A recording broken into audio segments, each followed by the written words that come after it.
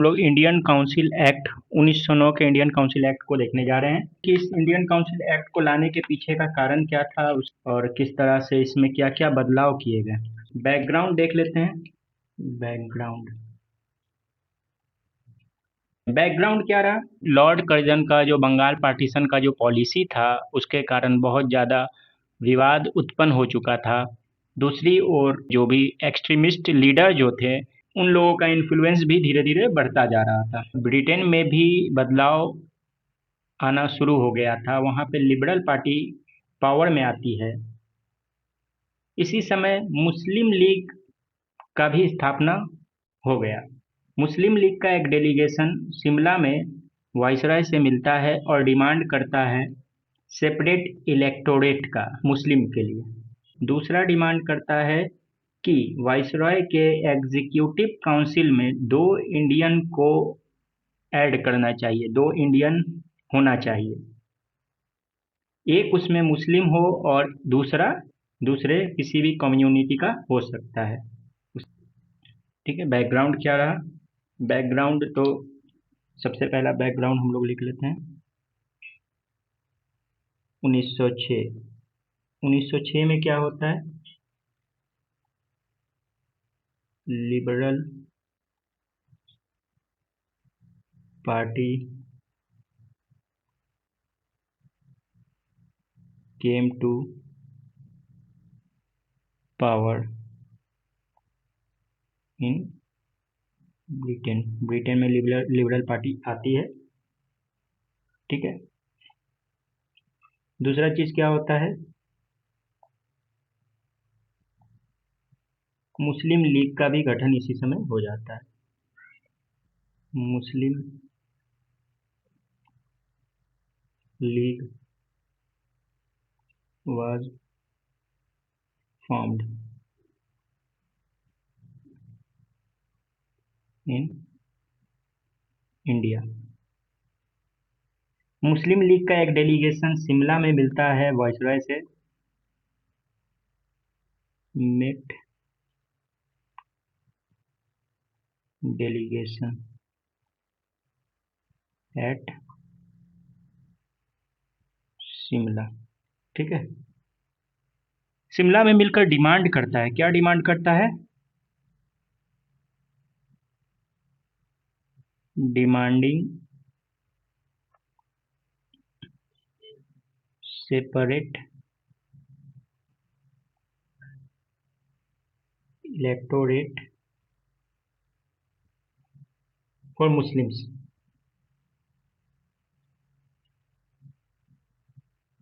करता है in viceroy executive council two Indian should be allowed, जिसमें से इन लोगों का डिमांड था कि 1 मुस्लिम्स एंड 1 अदर किसी भी कम्युनिटी का हो सकता है। ठीक है, ये यहाँ तक का बैकग्राउंड रहा।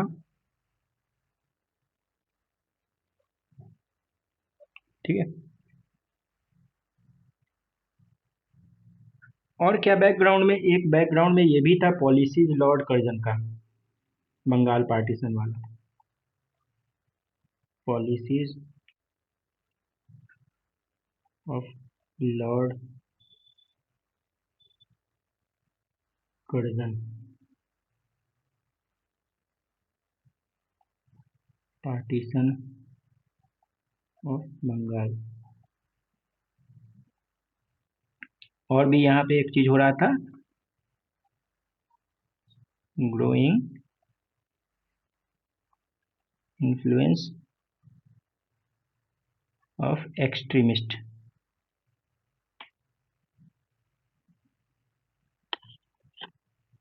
रीजन थे इंडियन काउंसिल एक्ट 1909 लाने के पीछे।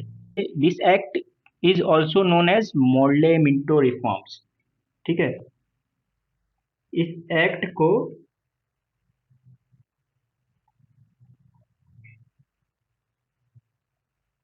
also known as Morley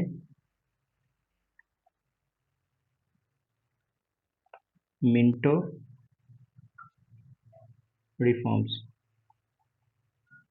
Morley Minto reforms के नाम से भी इस एक्ट को जाना जाता है। अब यहाँ मोर्ले कौन था कि Morley secretary of state for India था, ठीक है, ये लंदन में है ना। Morley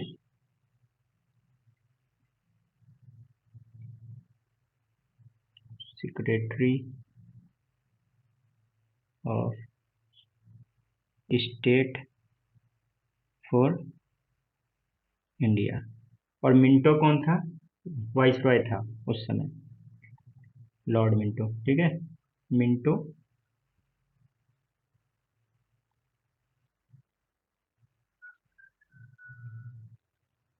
viceroy of India.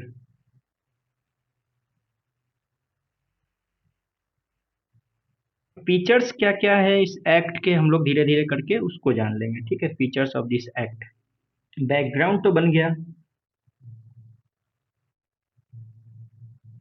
Background बन गया तो ब्रिटिश पार्लियामेंट को नया एक लॉ लाने की ज़रूरत पड़ गई इंडिया के लिए।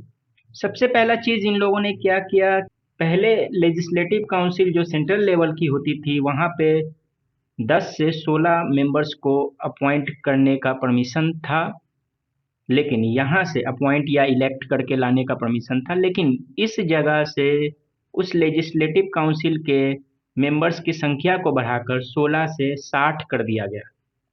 60 लोगों को यहाँ पे इलेक्ट या नॉमिनेट या अपॉइंट किया जा सकता था। और वैसा ही प्रोविंस लेवल पे किया गया। यहाँ पे सेंट्रल लेवल पे फिक्स किया गया 60 मेंबर्स मैक्सिमम का, लेकिन प्रोविंस पे ये नंबर यूनिफॉर्म नहीं था। वहाँ पे कितने भी सदस्य, हर जगह हर प्रोविंस पे अलग अलग सदस्य को अपॉइंट किया या इलेक्ट या नॉमिनेट किया जा सकता था। यहाँ पे एक और चीज़ हुआ कि एग्जीक्यूटिव काउंसिल जो वाइसरॉय की होती थी जिसमें 6 मेंबर होते थे, उसमें से जैसा इन लोगों ने डिमांड किया था कि एग्जीक्यूटिव काउंसिल में 2 इंडियंस को ऐड करना चाहिए, लेकिन यहाँ इस एक्ट के थ्रू ये सुधार किया गया कि वाइसरॉय के एग्जीक्यूटिव काउंसिल में अब एक इंडियंस को जगह मिल गई। क्या एक इंडियन को अलाउ कर दिया गया वाइसरॉय के एग्जीक्यूटिव काउंसिल्स में।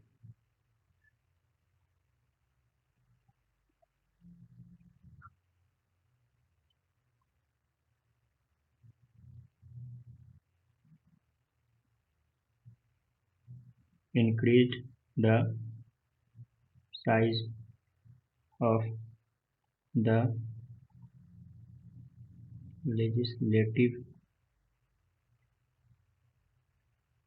Councils both central and provincial level पे।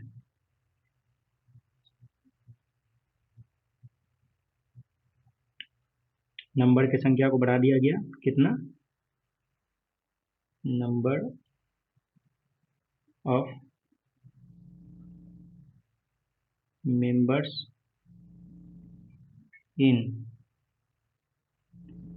Central legislative council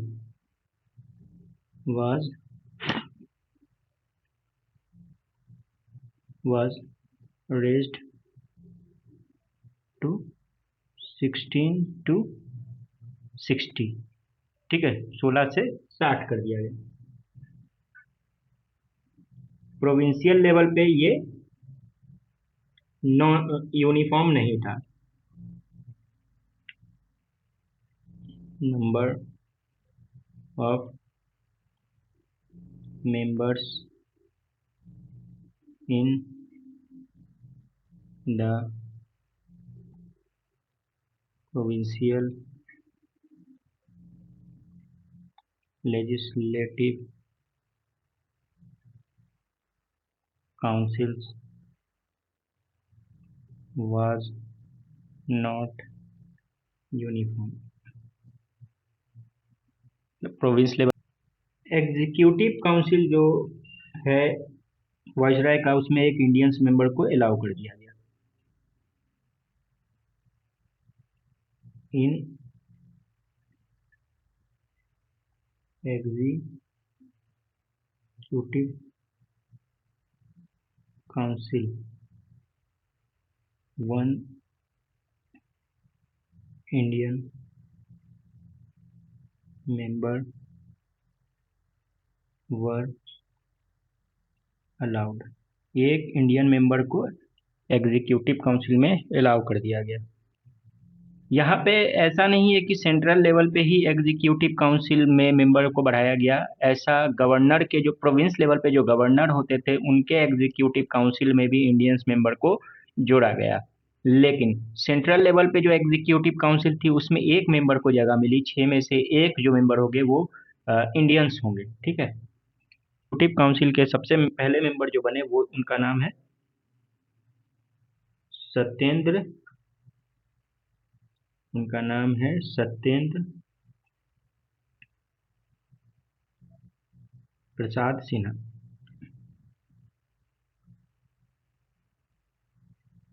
Satyendra Prasad Sinha पहले मेंबर बने। became first Indian to join Viceroy Executive Councils। और इनको जो बनाया गया मेंबर, इनको अपॉइंट किया गया एज अ लॉ मेंबर। ठीक है, appointed as a law member.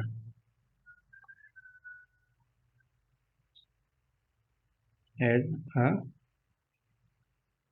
Law member. इन सारे चीज़ों को हम लोग डायग्राम बनाकर भी समझेंगे। ठीक है। सेपरेट इलेक्टोरेट की जो मांग की गई थी मुस्लिम लीग के द्वारा, उसे भी यह इस एक्ट के थ्रू इम्प्लीमेंट कर दिया गया। ठीक है। फर्स्ट टाइम इंट्रोड्यूस किया गया कम्युनल रिप्रेजेंटेशन मुस्लिम्स के लिए, वो और ये सेपरेट इलेक्टोरेट के तरह। इसमें क्या होगा, इस सेपरेट इलेक्टोरेट में मुस्लिम जो लोग होंगे, मुस्लिम मेंबर्स जो होंगे, उन्हें सिर्फ और सिर्फ मुस्लिम ही इलेक्ट कर सकते हैं। मुस्लिम वोटर्स ही इलेक्ट कर सकते हैं। तो इससे क्या हुआ, जो कम्युनलिज्म का जो कॉन्सेप्ट है वो लीगलाइज कर दिया गया इस एक्ट के थ्रू। और लॉर्ड मिंटो को बोला गया उस समय, क्योंकि वाइसराय था लॉर्ड मिंटो, उसको इसीलिए बोला गया father of communal electorate. Lord Minto communal electorate, father of communal electorate के लिए जाना जाता है, क्योंकि उसने इस चीज को इम्प्लीमेंट किया था। Introduced a system of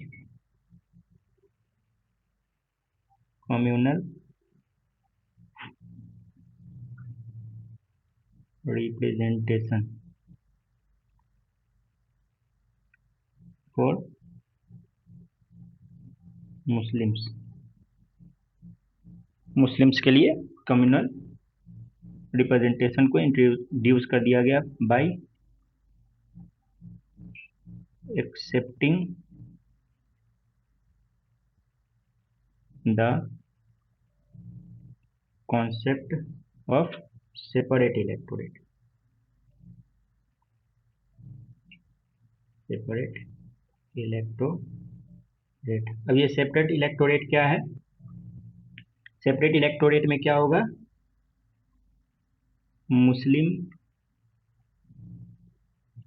member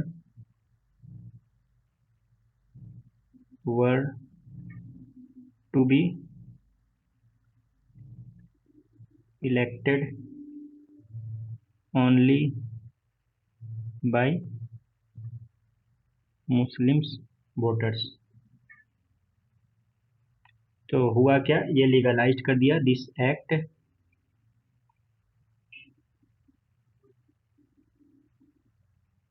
legalised communalism, India के अंदर कम्युनलिज्म को इस एक्ट ने लीगलाइज्ड कर दिया। लॉर्ड मिंटो को जाना जाता है फादर ऑफ कम्युनल इलेक्टोरेट के नाम से, ठीक है। Lord Minto came to be known as father of communal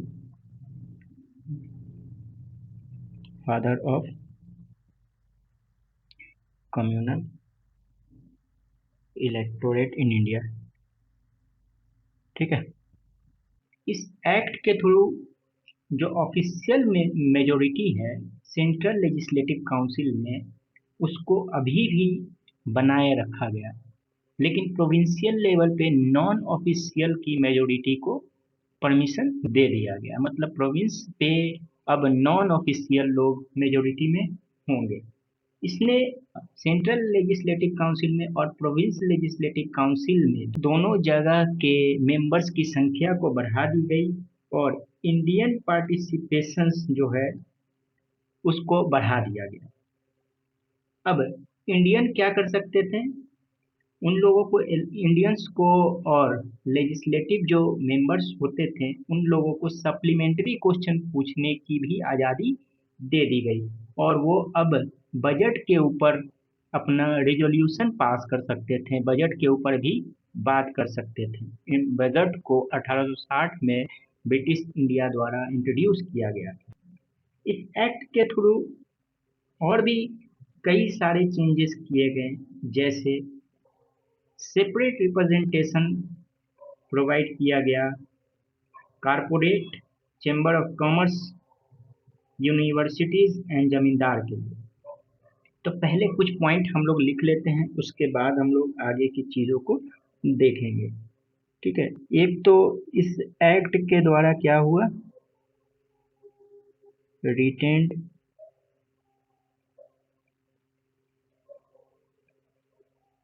official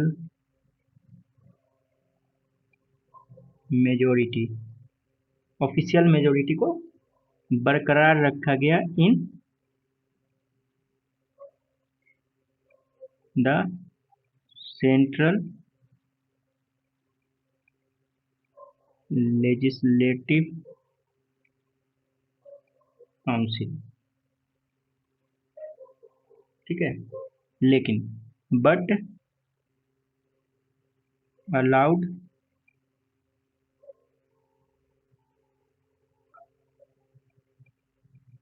the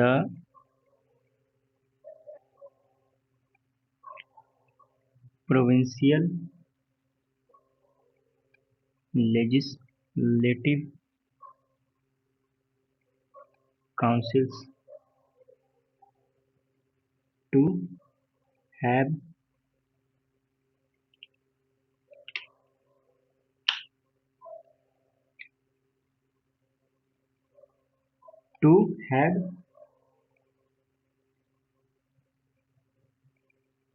non-official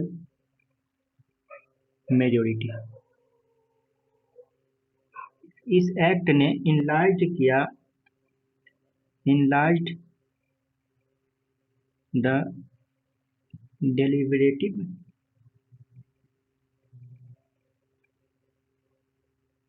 functions of the legislative councils के डेलिब्रेटिव फंक्शन को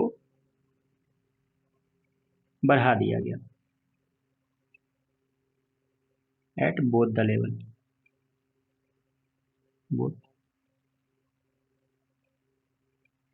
लेवल्स, ठीक है।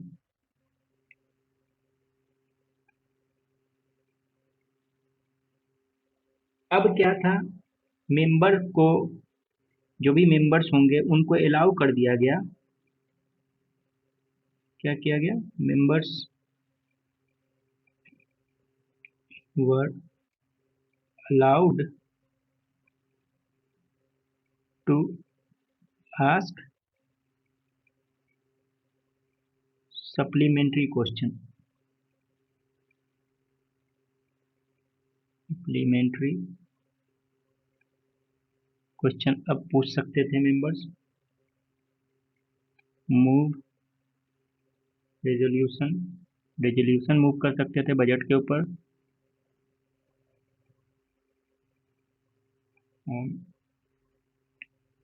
डिस्कस कर सकते थे इलेबोरेटली, मतलब पूरी अच्छे तरीके से बजट को। जो सिस्टम बजट है वो इंट्रोड्यूस किया गया था ब्रिटिश इंडिया के द्वारा 1860 में। The system of budget was introduced in British India in 1860। तो सेंट्रल लेजिस्लेटिव काउंसिल के सिस्टम को हम लोग अब देख लेते हैं, ठीक है। सेंट्रल लेजिस्लेचर को देख लेते हैं। लेजिस्लेचर पहले भी हम लोग देख चुके हैं, अब यहाँ पर क्या क्या बदलाव किए गए हैं हम लोग देखने की कोशिश करेंगे। एग्जीक्यूटिव काउंसिल में वैसे ही 6 मेंबर्स हैं। वाइसराय का जो एग्जीक्यूटिव काउंसिल है, एग्जीक्यूटिव काउंसिल, वाइसराय का जो एग्जीक्यूटिव काउंसिल है इसमें 6 मेंबर्स हैं। पहले भी 6 थे, अभी भी 6 ही हैं, ठीक है। 1 2 3 4 5 और 6, ये चीज़ हम लोग पहले भी देख चुके हैं। लेकिन यहाँ पे कुछ इस काउंसिल में बदलाव किए गए। क्या बदलाव किए गए? लेजिस्लेटिव काउंसिल में एक इंडियंस को ऐड किया गया एज अ लॉ मेंबर। जो लेजिस्लेटिव काउंसिल में एक इंडियंस को अलाउ किया गया, तो सबसे पहला जो इंडियंस हुए लेजिस्लेटिव काउंसिल के मेंबर के रूप में वो सत्येंद्र प्रसाद सिन्हा हुए, जिन्हें लॉ मेंबर के रूप में ऐड किया गया, ठीक है। तो ये कौन सा लॉ मेंबर्स, ये छठा मेंबर क्या है, सत्येंद्र प्रसाद सिन्हा, ठीक। सत्येंद्र प्रसाद सिन्हा को 6th मेंबर के रूप में ऐड किया गया, ठीक है। प्लस अब हम लोग देखते हैं एडिशनल मेंबर्स में क्या क्या हुआ। यहाँ पे एडिशनल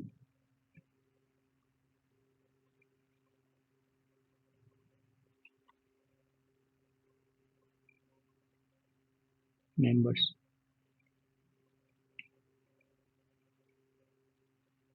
सबसे बड़ी चीज़ क्या की गई एडिशनल मेंबर्स में, सबसे पहले तो इसकी संख्या को बढ़ा दिया गया। अब ये संख्या 16 से मिनिमम 16 हो सकते थे और मैक्सिमम 60 हो सकते थे, 16 से 60 कर दिया गया। इसमें जैसा हम लोगों को पता है 2 तरह के मेंबर्स होते थे, एक ऑफिशियल और दूसरे नॉन ऑफिशियल, ठीक है।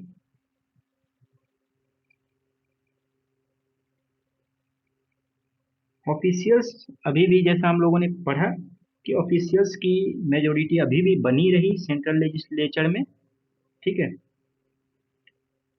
इसमें 28 जो मेंबर होंगे वाइसरॉय के द्वारा ऑफिशियल्स मेंबर को नॉमिनेट किया गया। 28 मेंबर्स जो होंगे नॉमिनेटेड बाय वाइसरॉय, कहाँ पे, ऑफिशियल्स वाले में, हिस्से में। नॉन ऑफिशियल्स में 32 मेंबर्स को नॉमिनेट किया जाएगा, कुछ को इलेक्ट किया जाएगा। अब इसमें कहाँ कहाँ से नॉमिनेट और इलेक्ट किया जाएगा ये देखते हैं हम लोग। 32 मेंबर्स होंगे जिसमें 5 जो इसमें भी 5 मेंबर होंगे उसको नॉमिनेट किया जाएगा वाइसरॉय के द्वारा, नॉमिनेटेड बाय वाइसरॉय। ठीक है, 2 मेंबर्स को इलेक्ट किया जाएगा, elected by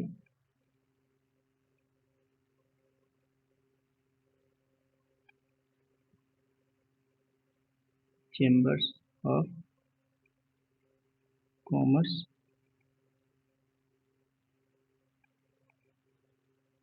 Calcutta and Bombay. Bombay और कलकत्ता के चेंबर्स ऑफ कॉमर्स से 2 मेंबर्स को एक एक मेंबर्स वहाँ से इलेक्ट किए जाएंगे। ठीक है, इधर हम लोग लिख लेते हैं, यहाँ पे जगह बना के। अगला जो होगा 12 जो मेंबर होंगे, 12 मेंबर को इलेक्ट किया जाएगा, इलेक्टेड फ्रॉम प्रोविंशियल असेंबली से इलेक्ट किया जाएगा, प्रोविंशियल असेंबली से 12 लोगों को इलेक्ट किया जाएगा। ठीक है, जो बचे हुए मेंबर हैं उनको स्पेशल इलेक्टोरेट से इलेक्ट किया जाएगा। बचे हुए कितने हैं? 13 जो मेंबर हैं उनको स्पेशल, जो लॉर्ड मिंटो लेके आया था कम्युनल रिप्रेजेंटेशन, उसके थ्रू 13 मेंबर बच गए थे, उनको स्पेशल इलेक्टोरेट के थ्रू इलेक्ट किया जाएगा। कौन कौन होंगे देख लेते हैं। एक कहाँ से, सबसे पहले 2 जो होंगे बिजनेसमैन होंगे,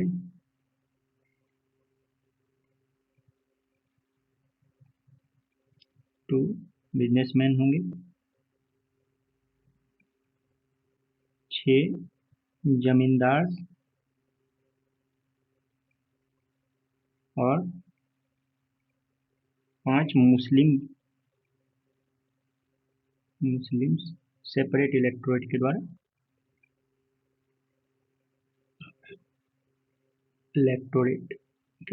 इलेक्ट किया जाएगा।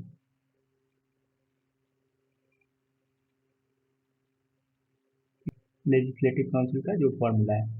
ठीक है, अभी भी दिख रहा है कि यहाँ ऑफिशियल जो मेंबर है वो मेजोरिटी में बने हुए हैं और नॉन ऑफिशियल जो है वो अभी भी माइनॉरिटी में यहाँ पे हैं।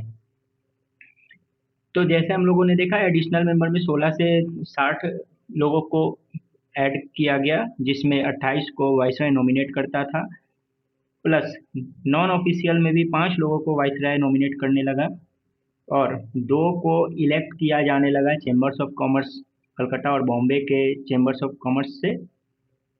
फिर 12 जो इलेक्ट मेंबर को ऐड यहाँ पे जो इलेक्ट किया गया वो किया गया प्रोविंशियल असेंबली से। फिर स्पेशल इलेक्टोरेट के थ्रू 13 लोगों को नॉमिनेट और इलेक्ट किया गया, जिसमें 2 बिजनेसमैन को नॉमिनेट किया गया और 6 जमींदार को, 5 मुस्लिम सेपरेट इलेक्टोरेट से लोगों को यहाँ पे इलेक्ट किया गया। Also provided for the separate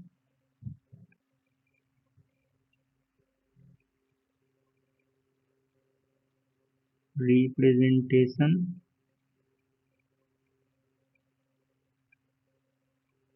of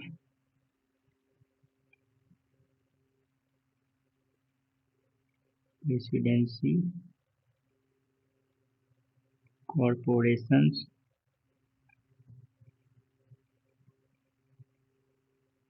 chambers of commerce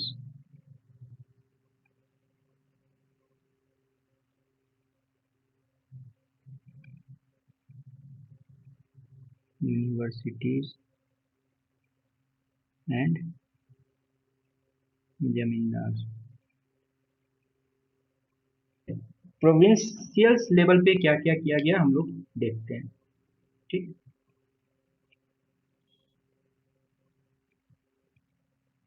provincial legislature 7 जगहों पे प्रोविंशियल लेजिस्लेचर क्रिएट किया गया। 7 प्लेस। ये कौन कौन से प्लेस होंगे आपका? मद्रास,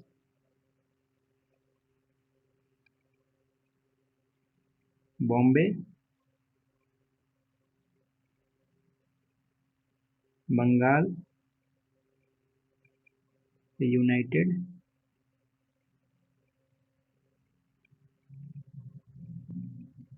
प्रोविंसेस। यहाँ पे क्या किया गया? 50 एडिशनल मेंबर को बढ़ाया गया। मतलब हर जगह इक्वल नहीं होते थे, कहीं ज़्यादा कहीं कम। ठीक है, इसमें एडिशनल मेंबर्स जो होंगे 50 होंगे। और जो 3 जगह पे क्रिएट किया गया, कौन कौन सा? पंजाब, बर्मा और असम। यहाँ पे 30 एडिशनल मेंबर को बढ़ाया गया। 30 एडिशनल मेंबर्स। अब यहाँ हम लोग देख चुके हैं कि नॉन ऑफिशियल मेजोरिटी में हो सकते हैं। यहाँ पे क्लियर परमिशन दे दिया गया कि नॉन ऑफिशियल जो है वो मेजोरिटी में यहाँ पे हो सकते हैं। Can be in majority.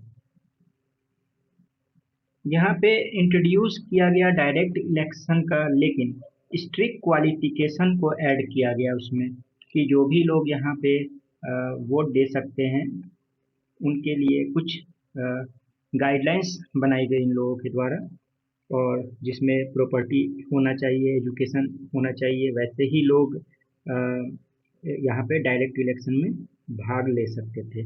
और जो इलेक्टोरेट था वो बहुत लिमिटेड सेंस में था, बहुत कम था। ठीक है, इस जगह पे और क्या हुआ?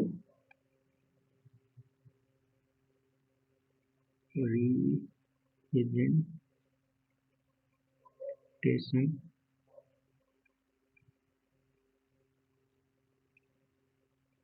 Element for first time direct election. लेकिन इलेक्टोरेट जो होंगे वो लिमिटेड रहेंगे, but electorate was very limited. अब ये लिमिटेड क्यों है? क्योंकि स्ट्रिक्ट क्वालिफिकेशन को इंट्रोड्यूस किया गया था। स्ट्रिक्ट क्वालिफिकेशन ऑफ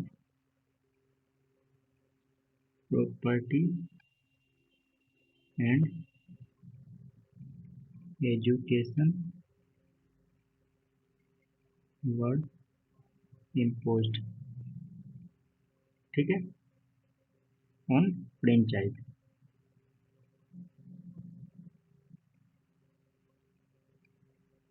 इसलिए क्या था, ये बहुत लिमिटेड था जो वोट देने वालों की संख्या।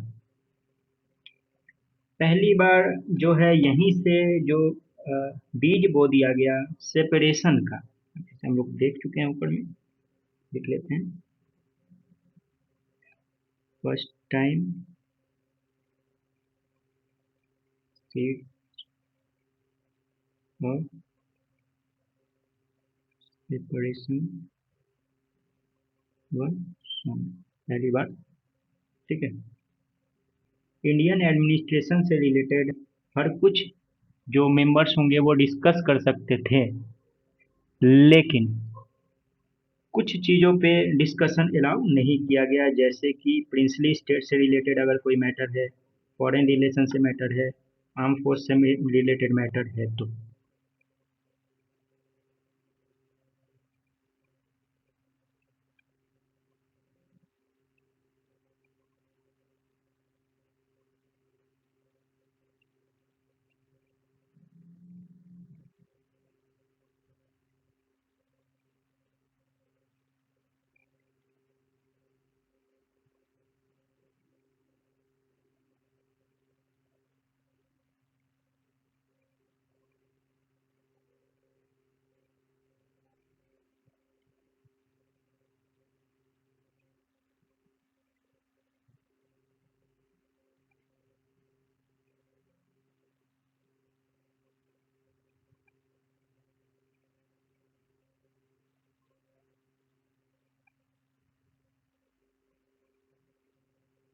कुछ लोगों की यहाँ पे जो व्यू है वो हम लोग देख लेते हैं इस एक्ट के लिए। तो सबसे पहला व्यू है पंडित नेहरू का।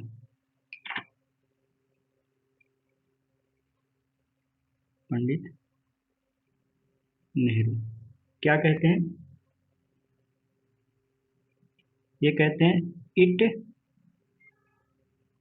Reverse to process that was going on from centuries। क्या कह रहे हैं कि इसने पूरे प्रोसेस को बदल दिया जो वर्षों से चला आ रहा था इस एक्ट ने। के एम मुंशी का इसमें जो व्यू है, के एम मुंशी कहते हैं it stabbed the rising democracy.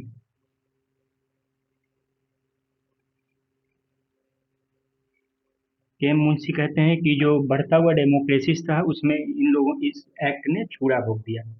Morley का इस एक्ट के ऊपर व्यू है क्या? जो सेक्रेटरी ऑफ स्टेट था वो कहता है we are showing the seeds of dragon teeth and harvest will be bitter। मतलब वो कह रहा, मोर्ले का कहना था कि हम लोग मतलब ड्रैगन टीथ का बीज लगा रहे हैं जिसका हम लोग अगर कटाई जो करेंगे, हार्वेस्ट करेंगे तो वो बहुत कड़वा होगा। अब यहाँ पर एक और चीज़ है, report of committee of Indian constitutional reform 1918 के द्वारा बोला गया। क्या रिपोर्ट जो आया, report of committee on Indian constitution reform 1918, उसमें बोला गया कि इट हैज़ रिवर्स, इसने क्या किया था? It has reverse the process of history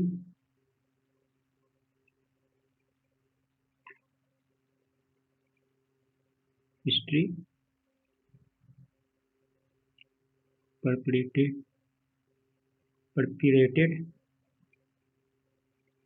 class division among Indians. मतलब इसने जो हिस्ट्री का जो भी चीज़ था उसको क्या किया, पूरी तरह से बदल दिया। जो सेंचुरी से वर्षों से चला आ रहा था चीज़ उसको बदल दिया और क्लास डिवीज़न यहाँ से इंडियंस के बीच में पैदा कर दिया। ठीक है, इंट्रोड्यूस कर दिया। जो भी चीज़ थी इंडियन काउंसिल एक्ट 1909 में, वो सारे चीज़ हम लोगों ने यहाँ पे कवर कर लिया है। बाकी अब अगले एक्ट में को देखेंगे अगले वीडियो में।